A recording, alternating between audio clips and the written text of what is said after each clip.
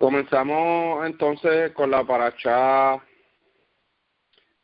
16, o la porción de la Torah, se titula Beshalach, después que él los había dejado ir, o en algunas tradiciones también sale cuando envió. Vamos a comenzar con la bendición. Bendito eres tú, oh Creador, Rey del universo, Creador de los cielos y la tierra, que das entendimiento y sabiduría para guardar tu ley y entenderla de todo corazón. Bendito eres tú, Adonai, dador de la vida, la cual tu justicia es justicia eterna y tu Torah la misma verdad. Baruch Hashem Adonai Lolam, bendito sea el nombre de nuestro Señor por siempre. Amén, y amén. Amén, y amén. Amén, y amén. Amén. Bueno, empezamos por la sinopsis de esta parashá, el camino hacia la tierra prometida, la columna de nubes y fuego que guía al pueblo por el desierto. Paró se arrepiente de haberlos dejado salir y va a seguirlos. El cruce del mar, y este se parte para que Israel lo atraviese en seco. Los egipcios se ahogan en el mar. Cántico en agradecimiento por haber cruzado el mar. Las aguas amargas. El maná del cielo. La doble porción de maná en honor al Shabbat. El pueblo se queja por falta de agua. Moshe golpea la roca. Brota agua de la piedra y guerra contra Amalek. Bueno, empezamos. Moshe cumple la promesa de Joseph, esto es verdad, comenzando casi el relato, de no dejar su rastro en Egipto. Esto es decir, verdad, Joseph sabía que en algún momento dado esto iba a ocurrir, que todos iban a salir en masas y que no quería que sus restos fueran dejados allí. Interesante, verdad, saber que Moshe se acuerda de esta promesa, de que sus restos no iban a ser quedados en Egipto, sabiendo, verdad, cómo son los egipcios. Lo mismo sucede cuando Israel, o sea, Jacob, le deja saber que cuando muriese también fuese llevado a la tierra que había comprado Abraham. Más bien, esta era en Canaán. Así que cuando muere también Jacob, Joseph le pide, ¿verdad?, Paró para enterrar a su papá a donde Abraham había comprado esta tierra, ¿verdad?, con sus padres. Paró deja salir realmente al pueblo y se arrepiente. Bueno, pues bien, parece ser que en el capítulo 14:5 nos deja saber que solo fue un acuerdo para adorar al Creador y volver. No se sabe si esto fue una licencia de algunos días o fue que Paró les dijo, mira, váyanse, no los quiero ver más, pero a la misma vez se entendía que a lo mejor ellos tenían que volver. Es por eso que Paró, cuando se da cuenta y les notifican que el pueblo ha escapado, se arrepiente y va tras ellos para hacerlos tornar. ¿Esto habría sido un acuerdo para que saliera todo el pueblo para adorar y volver, o solo fue algo que hizo Paró y luego se arrepintió de lo que dijo? Porque le notificaron a Paró, mira, el pueblo ha huido. Qué interesante, ¿verdad? El Creador dice en el capítulo 14, 3-4, así Paró pensará que los israelitas están perdidos dentro del país y que el desierto los atrapó. Y yo haré que Paró se ponga terco y los persiga. Ahora, si Paró les dio la orden de que se fueran por siempre, no hubiese necesidad de que le dijeran a Paró, mira, el pueblo ha huido. Es como que algo chocante, ¿no?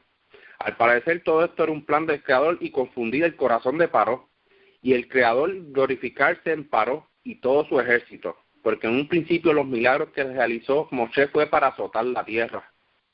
Y esta al parecer era todo lo contrario, para azotar el ejército, y así no quedar nada de Egipto, prácticamente empobrecer lo que era, ¿verdad?, la nación de Egipto. Porque sí, cuando miramos las plagas, todo era para la tierra, la muerte del primogénito, que es que donde los dejan salir, y luego tú dices, ok, queda un gente viva, queda el ejército de Paró. Pues aquí es donde el Creador se va a glorificar y azotar realmente por completo a Egipto. Seguimos con la ronda con Eric. Adelante, Eric. Sí, gracias. Sí, qué gran evento ocurrió acá en el Éxodo, Shemot, cuando el Eterno, ¿cierto?, envió a un solo ángel para guiar a Israel para que saliera de Egipto. Acá en capítulo 13, versículo 21, por ejemplo, dice que el Eterno iba delante de ellos de día en columna de nube para guiarlos por el camino, y de noche en columna de fuego para alumbrar, a fin de que anduviesen de día y de noche. ¿Cierto? Y ellos no fueron por un camino directo, porque podían cruzarse con los con estos filisteos, pero se fueron rodeando la tierra de ellos y acercándose al Mar Rojo. Es uno de los eventos más sorprendentes. Incluso hay estudiosos que han ido al Mar Rojo, donde se cree que cruzó el pueblo de Israel, y han encontrado ruedas de carros egipcios en el fondo de ese mar. Eso estaría demostrando que efectivamente está demostrado que por allí cruzó Israel. Incluso habían unos postes ahí que había mandado construir Salomón, según cuenta la tradición, y esos postes indicarían el lugar exacto donde los hijos de Israel cruzaron el Mar Rojo. Bueno, sigamos con la ronda. Gracias, Eddie, por el aporte. Sí, de hecho, yo compartí un video de una arqueóloga judía que de hecho confirma el éxodo, ¿verdad?, de lo que pasó con este pueblo numeroso. Se encontraron rastros de ruedas y ciertas cosas como que en el fondo del mar, incluso hasta la orilla también se encontraron cosas. Es bien interesante, ¿verdad?, poder hacer recordatorio de este gran evento que pasó, porque esto es algo que iba a conmemorar por años, por historia prácticamente, y relativamente fue así, fue un recordatorio para poder recordar ese momento, porque el Creador a lo largo de la Escritura nos recuerda: mira que yo lo saqué de Egipto, de manos de opresores, donde no podían, no tenían su tierra, no podían hacer nada, prácticamente eran esclavos. Entonces yo los libré para hacer su Elohei, y son como que datos interesantes, porque casi todo la Torah, cuando el pueblo se descarría así, el Creador le hace recordar como que: mira, yo los saqué de lo oprobio de Egipto, o sea, vuelvan a mí, no vuelvan a la esclavitud. Son datos como que interesantes para recordar. Seguimos con la ronda con Ilian. Adelante, Ilian. Sí, es bien interesante, porque aquí vemos nuevamente que el Creador, ¿verdad?, en el capítulo 14 se habla de que el Creador volvió a endurecer el corazón de Paró, y es entonces cuando van detrás del pueblo para acorralarlo, porque Faraón se piensa que están perdidos. Dicen como que esta gente salió y no tiene rumbo, no saben ni siquiera para dónde van. Hay que aprovechar la hora que están en un lugar donde los podemos acorralar, ¿verdad?, cogerlos y atraparlos. Entonces el pueblo ahí vuelve a tener temor, y empiezan a reclamarle a Moshe como que ¿para qué nos sacaste de Egipto? Preferimos haber seguido de esclavos que morir aquí en el desierto. Y es cuando el Creador le dice a Moshe: ¿qué hace el pueblo clamando a mí? Caminen adelante, o sea, alza, tú sabes lo que tienes que... Es como yo veo, ¿verdad?, esto como si el Creador ya le hubiera dado instrucciones a Moshe, y Moshe ya sabía lo que tenía que hacer, y como que qué esperas por tomar acción de lo que te mandé a hacer. Y entonces pues aquí es que pasa, ¿verdad?, este milagro que siempre se relata en la fiesta de Pesach, ¿verdad?, la partición del mar, cuando el pueblo pasa en seco, ¿verdad?, y cruza el mar. Es un evento que pues es bien sorprendente. Algunos incrédulos dicen que no fue así, otros, ¿verdad?, entendemos que sí, así como se relata, así es que sucedió. Han habido personas que han tratado de buscar pruebas de la existencia de ¿verdad?, alguna prueba que confirme la existencia de este hecho, y incluso han habido, ¿verdad?, descubrimientos de piezas de carruaje en el fondo del mar. Y pues han demostrado que estas pruebas han demostrado de que sí hubo un suceso allí en ese lugar. Otra cosa bien interesante que quería mencionar es que, ¿verdad?, se habla todo el tiempo que el Creador lo sacó de Egipto y eso, pero aquí en el capítulo 14, en el versículo 19, dice: el malach de Elohim que iba delante del campamento de los hijos de Israel se apartó y fue detrás de ellos, o sea, detrás del ejército de los egipcios. Vemos que en realidad el que estaba en representación del Creador era un ángel, un malach, y yo, ¿verdad?, mi entendimiento es que todo el tiempo el que estuvo allí con ellos fue el ángel del Creador. Y pues en algunos relatos se lee que dice el Creador estuvo allí con ellos, y en otros se lee el malach del Creador estuvo ahí con ellos. Independientemente, aunque diga malach, se entiende que es la representación del Creador, o sea, es como si el mismo Creador estuviera allí mismo, porque para eso es la función del ángel del Creador, representar al Creador aquí en la tierra. Y es bien interesante, ¿verdad?, ese dato en este relato. Pero podemos seguir con la ronda. Gracias, Ilen, por el aporte. Incluso quería, ¿verdad?, reforzar lo que acabas de decir. Muchas veces vemos cuando naciones atacan a otras naciones que dicen, mira, a lo mejor el presidente ordenó hacer un ataque y dice, mira, Rusia atacó. O sea, se dice la nación. ¿Por qué? Porque pues a lo mejor el gobernante de allí sí es el representante de Rusia, pero él fue el que dio la orden. No se dice, mira, fulano fue el que atacó, no se dice la nación como tal. Entonces, cuando podemos asimilar estos casos de este poderío de emisario en representación del Creador, claro, cuando vienen a hacer esa representación de la tierra, se dice, mire, el Creador dijo así. Claro, vemos montones de veces cuando los emisarios se le aparecen a personas, le dicen, mira, el Creador ha dicho esto y esto y esto. Claro, ellos dicen, mira, hemos visto el Creador. ¿Por qué? Porque son huestes celestiales que pertenecen a este poderío del Creador. Sí, el Creador dice, el cielo es mi trono, la tierra es el estrado de mis pies. ¿Qué me vas a ofrecer tú? ¿Qué me vas a dar? Obediencia.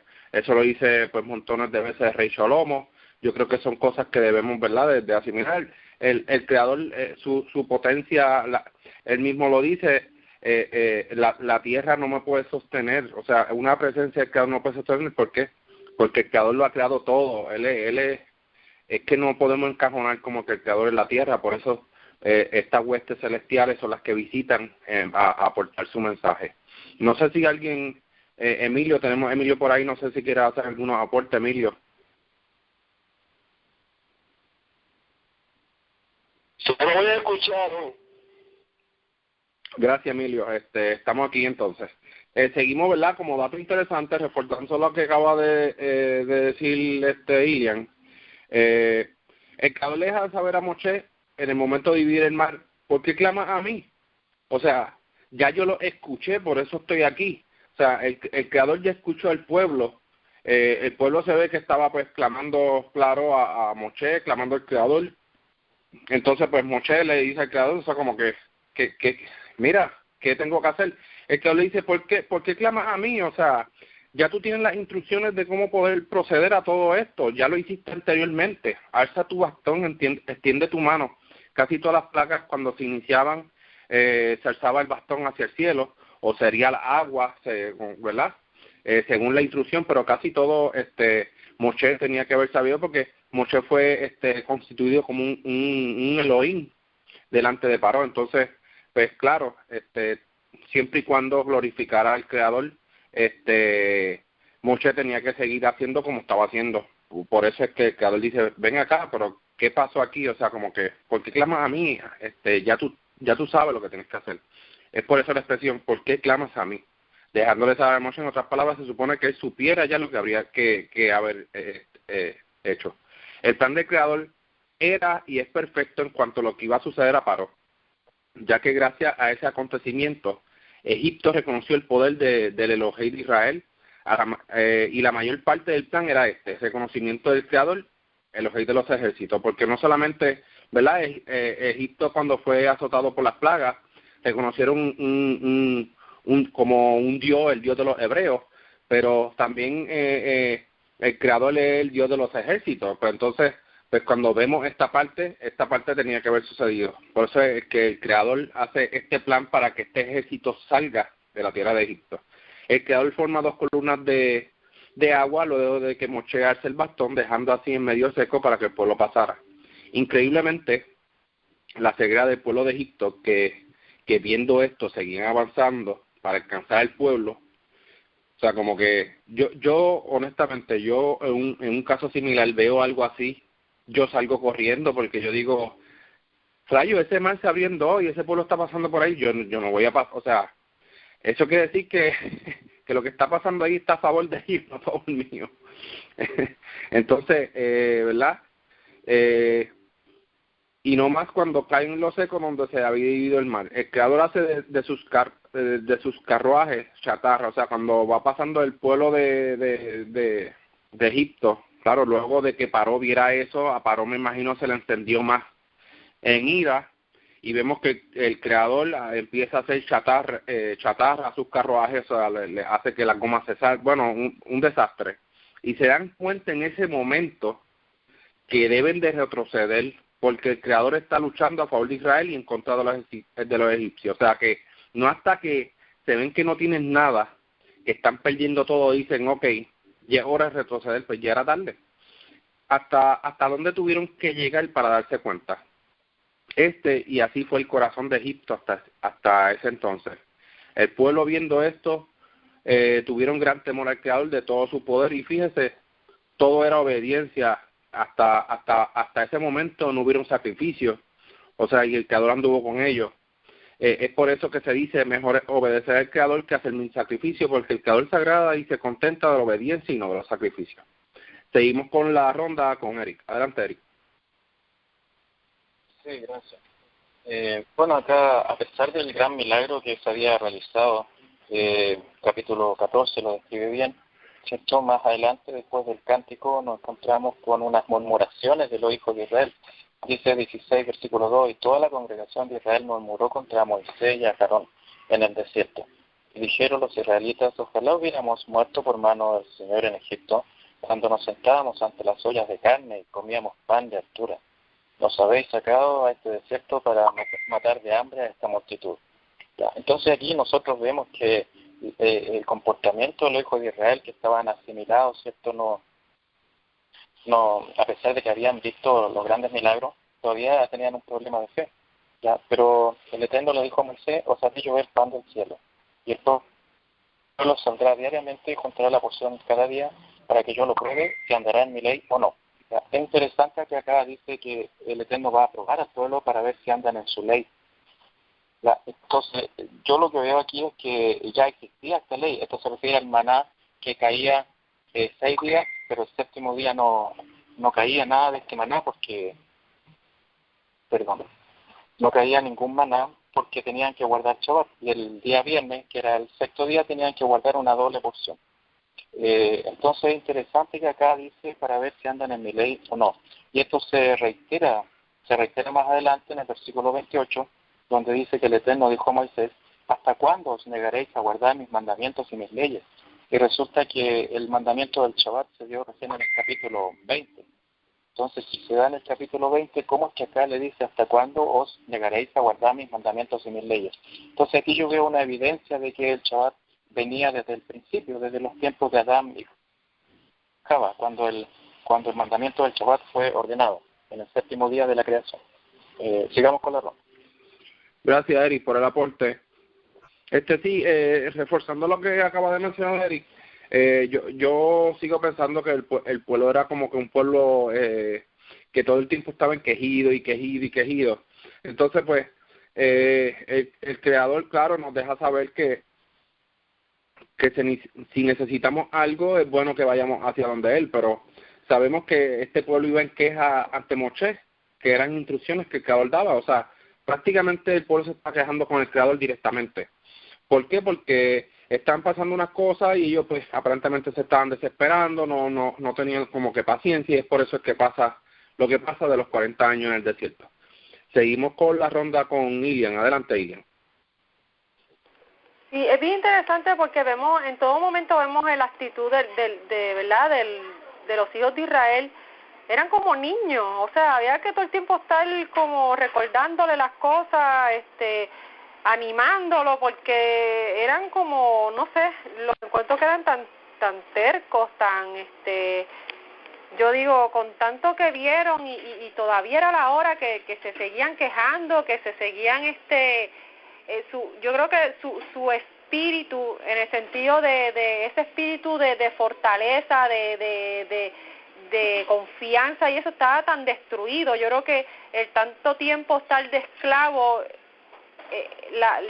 ¿verdad? Se sabe que la esclavitud es algo que corrompe hasta lo más profundo de tu ser, y yo creo que esa confianza que los hebreos no tenían era a causa de tantos años de esclavitud.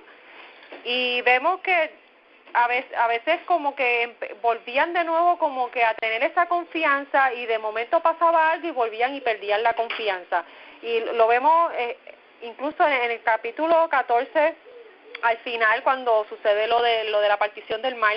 Al final dice, cuando el pueblo de Israel vio esa obra tan poderosa, que es bien interesante verle el espíritu del pueblo de Israel, cómo se había destruido por tanto tiempo de esclavitud, y esa confianza, ese espíritu de confianza, de positivismo.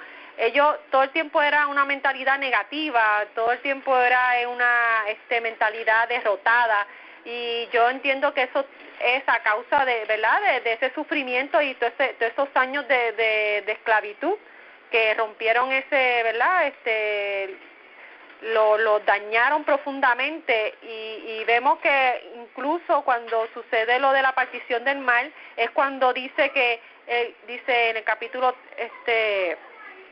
14, el 31, al final dice, cuando el pueblo de Israel vio la obra poderosa que el Creador había hecho contra los egipcios, el pueblo temió al Creador y creyó en el Creador y en su siervo Moshe. O sea, no era hasta entonces que todavía ellos estaban incrédulos ¿verdad?, por todo lo que ellos habían visto dentro de la tierra de Egipto, y cuando salen aún todavía tienen este temor de que van a morir, de que esta desconfianza, ¿verdad? Luego vemos en el capítulo 15 el cántico que ¿verdad?, que el pueblo de Israel hace para alabar al Creador. Es bien interesante, esta parte aquí quería mencionar, porque es bien interesante que otras denominaciones dentro del judaísmo hay una prohibición de que la mujer no puede cantar, no puede bailar frente a los varones, ¿verdad? Ellos hacen una división donde casi siempre en las fiestas que tienen, ¿verdad?, hay una división donde especialmente en las bodas, ¿verdad?, se ve mucho en las bodas que se dividen, los hombres bailan en una área y las mujeres están en otra área bailando.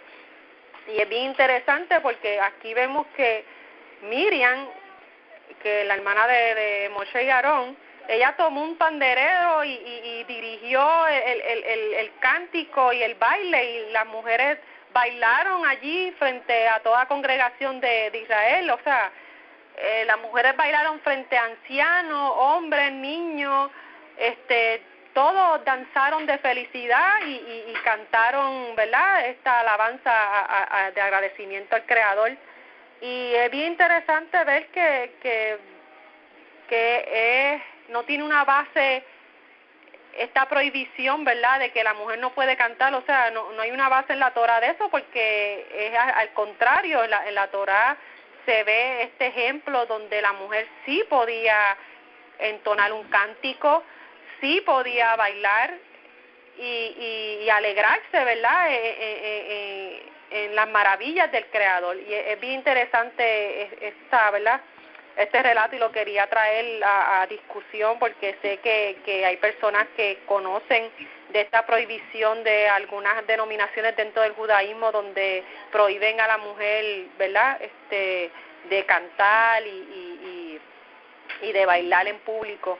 Es bien interesante que aquí es todo lo contrario. Otra cosa que quería mencionar también es que vemos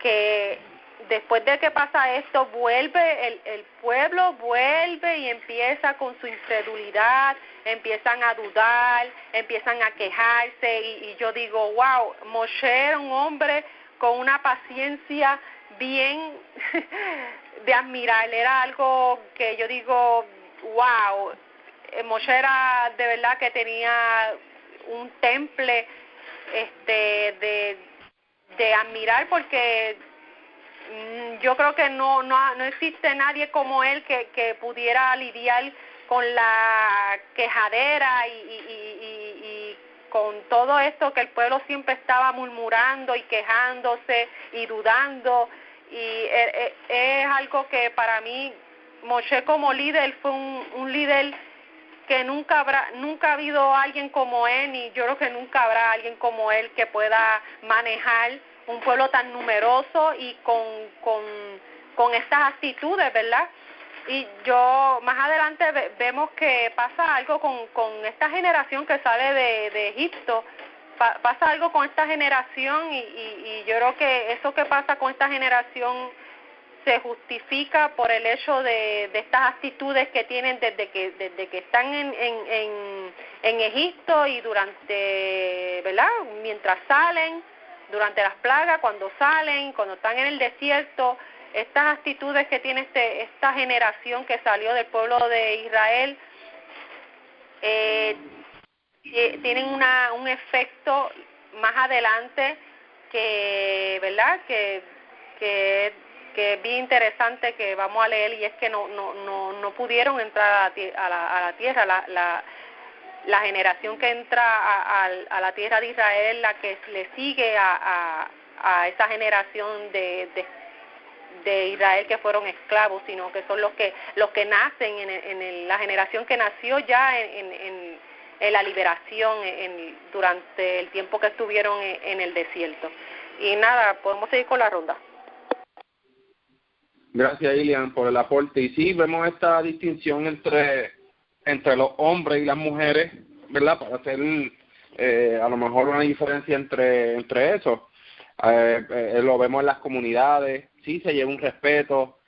Mira, yo no tengo problema con eso, pero sí de que se les prohíba a las mujeres cantar, porque había leído sobre este artículo, y según dice que la mujer, pues la voz de la mujer es algo que incita a lo mejor esas emociones y un sinnúmero de cosas que yo no comparto, claro, pero pues cada quien tendrá lo suyo. Hemos escuchado aquí, por lo menos en Shabbat, mujeres hebreas cantando. De hecho, no estimula ningún algo lindo que se escucha. Yo creo que, verdad, aquí en un relato claro de que sí, las mujeres danzaban, cantaban, estaban alegres, contentos, como también el hombre también lo está, que no creo que por qué tanta prohibición. La Torah no necesita como que protección. La Torah está abierta para todo el mundo, el que la quiera, ¿verdad?, acoger, si llegara a ella. Por eso la Torah está accesible. La Torah no puede estar protegida. La Torah tiene que estar accesible para las naciones. Seguimos con la ronda con Minerva. Adelante, Minerva. Básicamente, esta paracha a mí me impactó mucho la parte en que ellos se quejan por las aguas amargas, y Moshe pues le dice en esta parte que el pueblo se queja ante Moshe que vamos a beber si estas aguas están amargas. Entonces Moshe clama de nuevo a Elohim, y él le mostró un árbol y lo arrojó al agua, y el agua se volvió bebible. O sea que aparentemente hay un tipo de técnicas que fueron mostradas al pueblo a través de Moshe. Entonces dice así, que les enseñó técnicas y métodos de supervivencia, y allí los puso a prueba.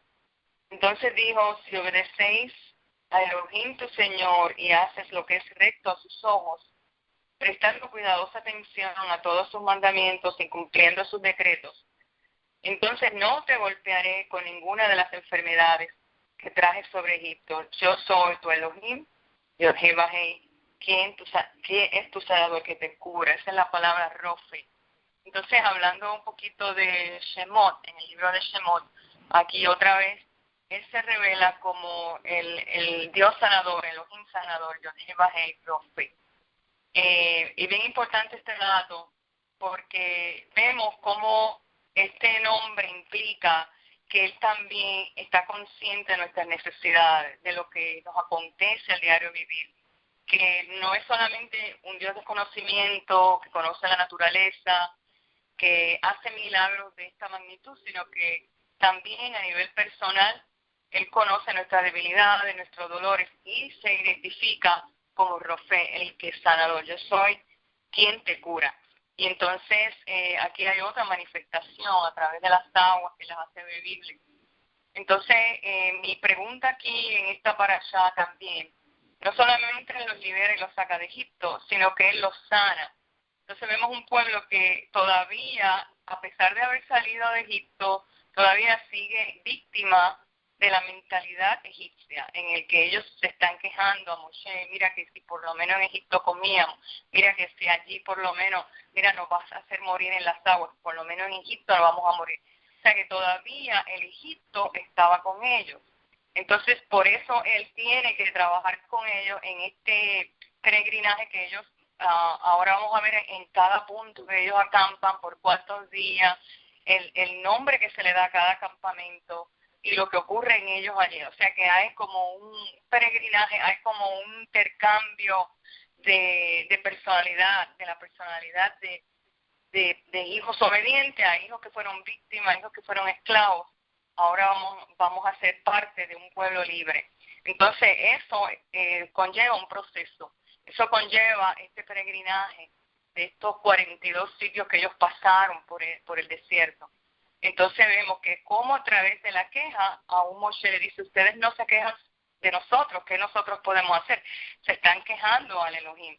Entonces vemos aquí también lo que es la soberanía de Elohim sobre las naciones. Entonces vemos desde el punto de vista individual, sí actuamos bajo un libre albedrío, aunque es limitado, pero cuando hablamos de la colectividad podemos ver una soberanía total, que esa soberanía nos lleva como pueblo, como conciencia colectiva, a llevar hacia una obediencia a través de estas pruebas, a través de este peregrinaje y estas lecciones que vamos aprendiendo como pueblo, a absorber esa identidad de pueblo, y no una identidad de un pueblo esclavo, sino que vamos saliendo de esa esclavitud a un pueblo libre. Pues más o menos esto fue lo que quería compartir en este momento. Gracias. Gracias, Minerva, por el aporte.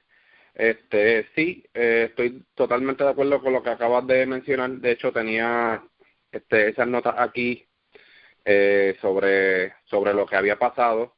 Y claro, lo que el Creador les deja saber al pueblo, como que si obedecen, ¿verdad?, diligentemente a mis mandamientos, que lo tengo aquí, pues en verdad yo seré eso, porque yo estoy aquí para sanarlos también, para curarlo de todo lo que, ¿verdad?, de todo lo que ha pasado también.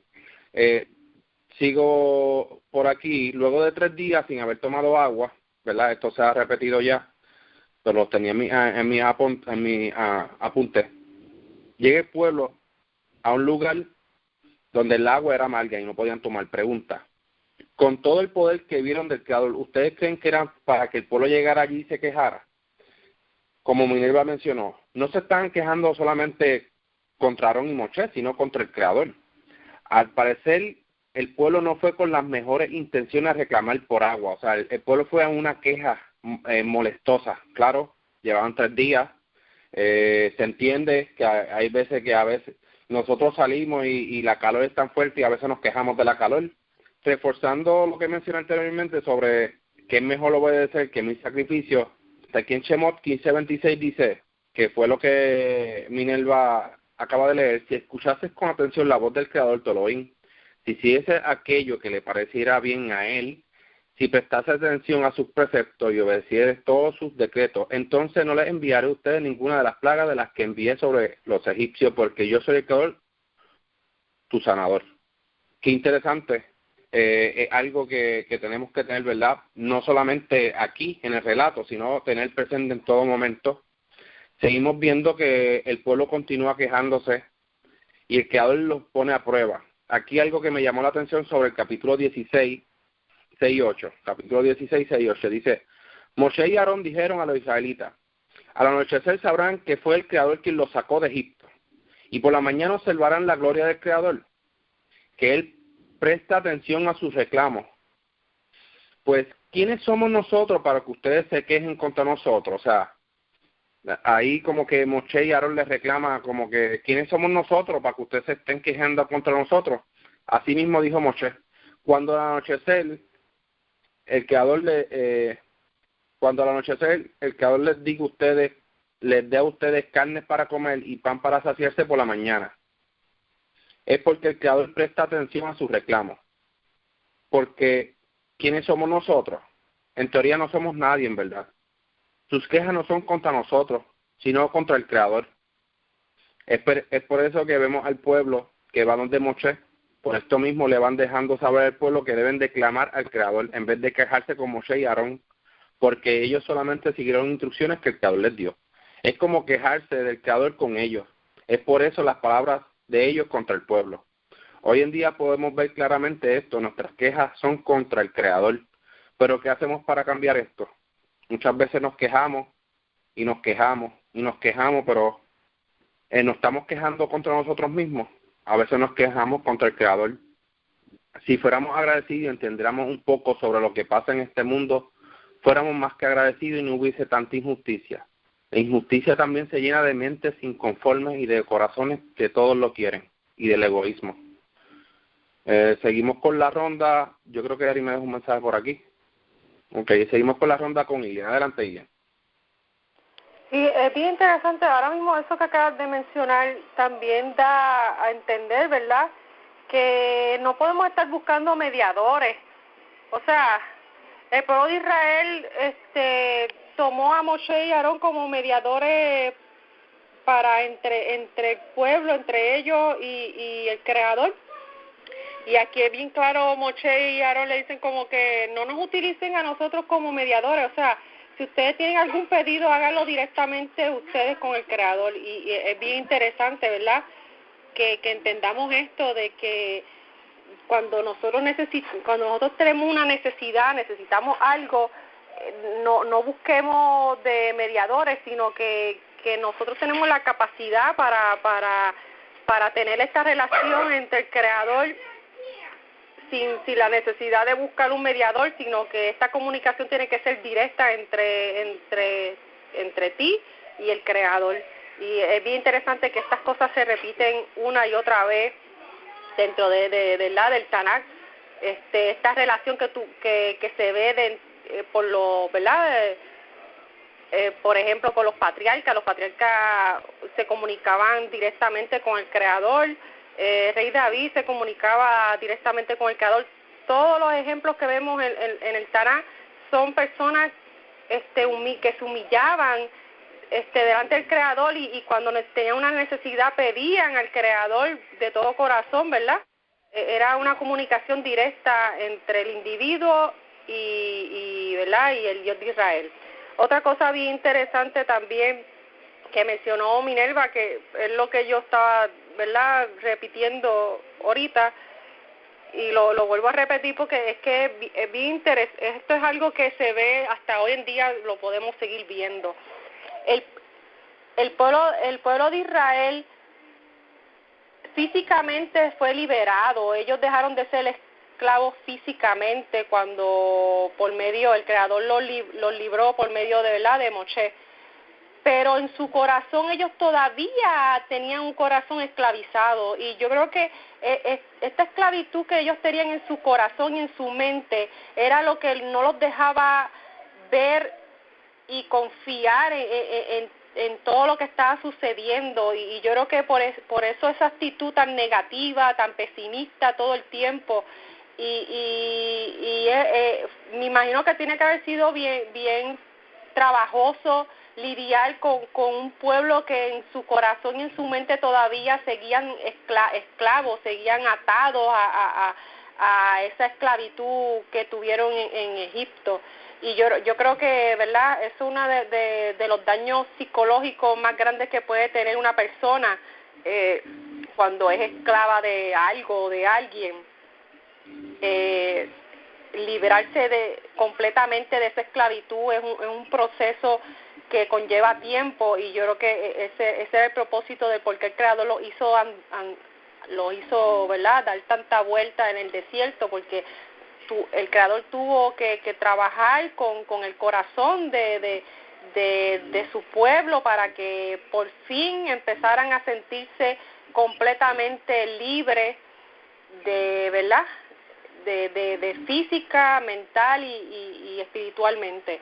Y es bien interesante, ¿verdad?, analizar todo este proceso. Igual forma, siempre hubieron personas dentro del pueblo que fueron valientes y que esa esclavitud no los afectó tanto, porque lo vemos, ¿verdad?, más adelante en el capítulo, creo que era el 17, cuando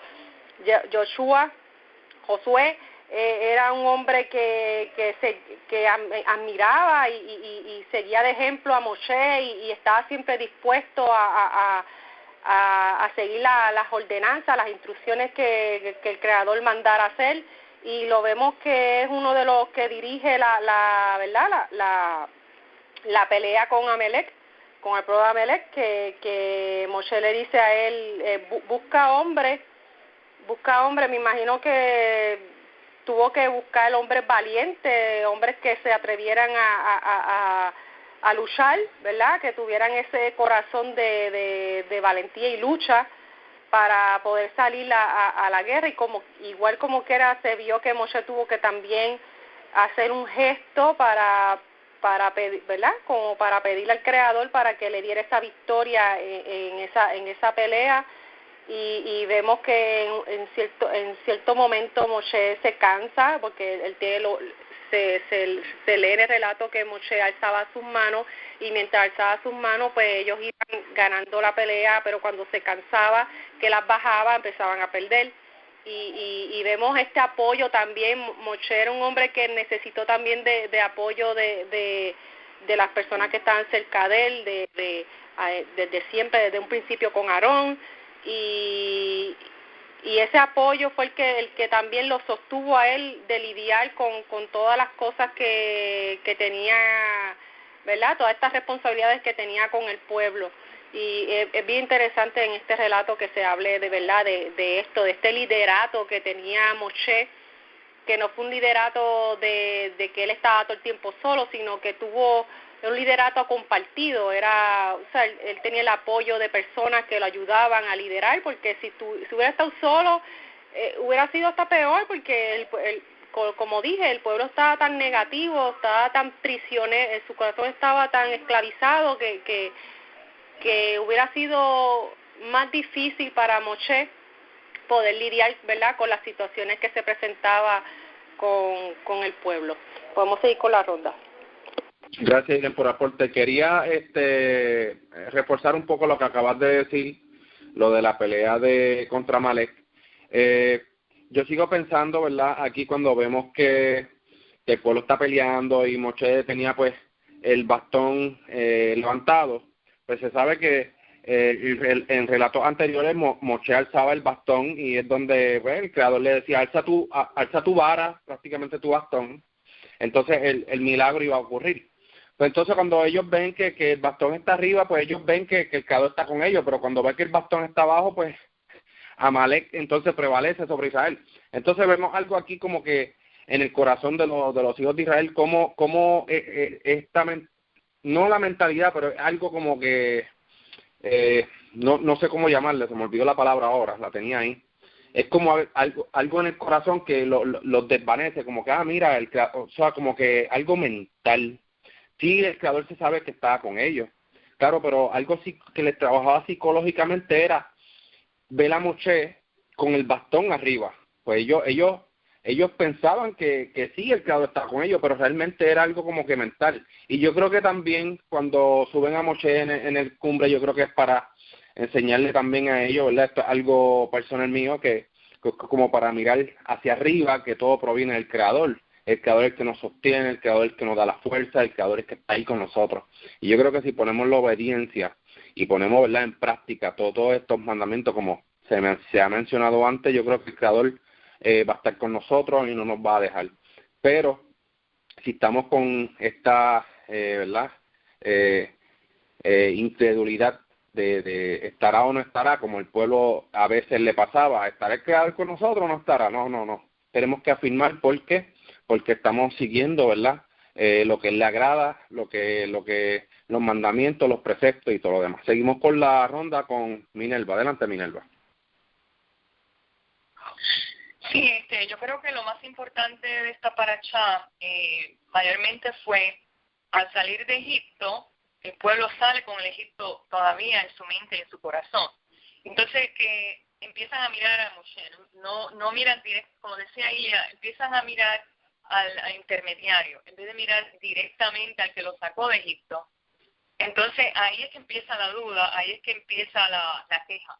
Entonces lo que hace la queja realmente es atrasar en la jornada, atrasar el camino, porque con la queja acarrea duda, acarrea entonces incredulidad, como tú habías dicho. Y entonces en estas dos aguas, que sí o que no, pues entonces hay un atraso espiritual tremendo. Entonces no están felices, no pueden alegrarse de que salieron, de que son libres. Entonces por eso viene el cántico de Miriam en medio de todo esto, para enseñarnos que aunque no podamos entender en este momento, hay que regocijarnos de que salimos, de que estamos fuera. Y entonces la trayectoria que nos queda entonces es seguir confiando, seguir aprendiendo, seguir cantándole al Eterno. Entonces afianzarnos. Hay una palabra que dijo ella, que es confianza. Tener esa confianza de que el Dios que nos sacó, el Elohim que nos sacó de Egipto con milagros, con prodigios y maravillas, tenemos que tener una relación personal con Él. No solamente mirar al intermediario, ya que el siervo Moshe, a través de todos estos milagros, Él los pudo salvar. Pero ellos sí tenían que hacer su trabajo personal y no solamente dejárselo a Moshe, porque entonces el pueblo cae en confusión. Entonces lo que hace es que no disfrutan de nada, no disfrutan de la victoria que están teniendo, no la están viendo, porque inclusive en el Shabbat, que él le da doble porción, él les tiene que explicar para qué es la doble porción. No están, o sea, el Shabbat ni siquiera lo pudieron disfrutar, porque estaban con la duda, estaban mirando a Moshe. Entonces la lección aquí es que cuando estemos en medio de esa libertad, que quizás no entendamos nada, tener esa confianza de que Él está con nosotros, porque Él se manifiesta con la columna de fuego de día y la nube sobre ellos para dirigirlos. Entonces, quizás nosotros no vemos esas cosas literalmente, pero está ocurriendo en nuestra vida diariamente. Entonces, lo que nos resta tener esa confianza y una comunicación directa con Elohim. Así que para mí, que esta paracha, lo que es la libertad realmente, es la libertad que nosotros como seres humanos tenemos de esa confianza hacia Él y obedecer sus mandamientos, estar en sus pactos, con esa confianza de que queremos estar completamente libres, como este pueblo al salir de Egipto, y no tener el Egipto dentro de nosotros, erradicarlo completamente, erradicar a Amelec completamente. Eso era más o menos lo que quería compartir. Gracias, Minerva, por el aporte. Y quería mencionar algo sobre la doble porción, ¿verdad?, de lo que significa aquí el Shabbat. Vemos que, en efecto, dicen que ellos guardaron hasta el día siguiente. O sea, el Creador ordena una doble porción para el día de Shabbat, obviamente para que el próximo día puedan comer. Esto es validando que en el Shabbat no se puede cocinar, no se puede encender fuego. Nos dice que antes de que llegue el Shabbat tenemos que tener esa doble porción ya lista para cuando llegue el Shabbat poder disfrutar, ¿verdad?, el otro día de pues, tener este sustento y no tener que salir a buscarlo, no tener que salir de nuestro lugar. No sé si alguien más quiere dar algún aporte, algo adicional que quieran dar.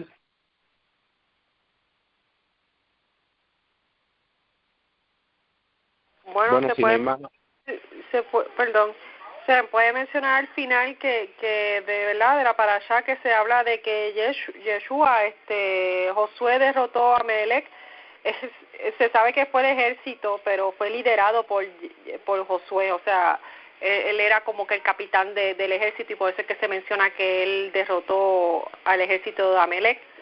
Y que vemos aquí que Moshe hace como un altar, edificó un altar para recordar, ¿verdad?, ese evento, y dice porque la mano de ellos estaba en contra del trono del Creador. O sea, Amalek no estaba peleando contra Israel, estaba contra el Creador. Ahí también vemos que cualquier persona que se meta en contra del pueblo de Israel es como si estuviera también metiéndose en contra del mismo Creador, por así decirlo, ¿verdad?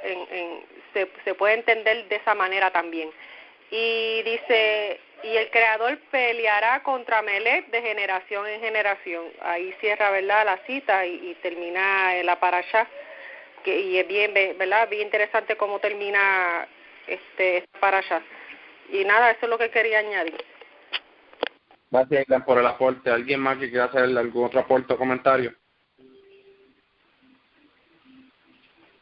Bueno, si no, les deseo a todos, chavo a todos. Chau a todos.